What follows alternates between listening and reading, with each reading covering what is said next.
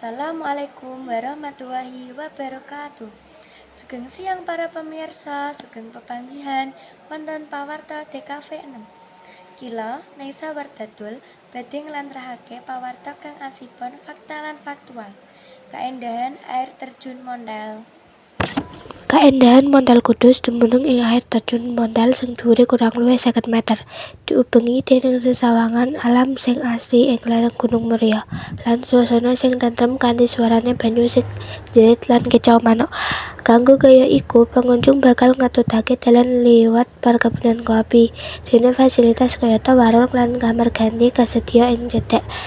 Objek wisata alam air terjun Mondal ing Colo, Kecamatan Dewi, Kabupaten Kudus. Air terjun Mondal ing Kabupaten Kudus, Jawa Tengah patut dikunjungi para pecinta alam. Dadi, kaya apa kaendahan grujugan ing Gunung Muria iku? Air terjun Mondal dumunung ing tlatah Colo, Distrik Dewi, jarake udakara 20 km lan udakara 36 menit numpak montor. Wilayah grujugan Mondal cukup tentrem, dumunung ing deretan tinggi ing wilayah Gunung Muria, nambahake swasana sing adhem. Salajengipun wonten kathah wit-witan ingkang ngubengi grujugan ingkang inggilipun kirang langkung 50 meter. Sakwise teka, turis kudu bayar biaya mlebu. Biaya mlebu yaiku 10.000 saben wong. Sawise mlebu, turis kudu mlaku kurang luwih 500 meter.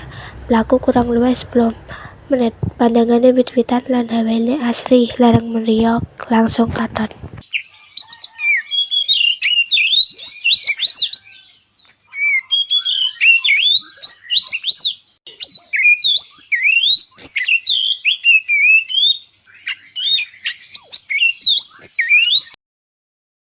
Matur suwun kaliyan kawigatosipun para pamirsa ingkang sampun kersa ndherekaken lakoning pawarta ing siang menika. Kula nyuwun undur diri. Wassalamualaikum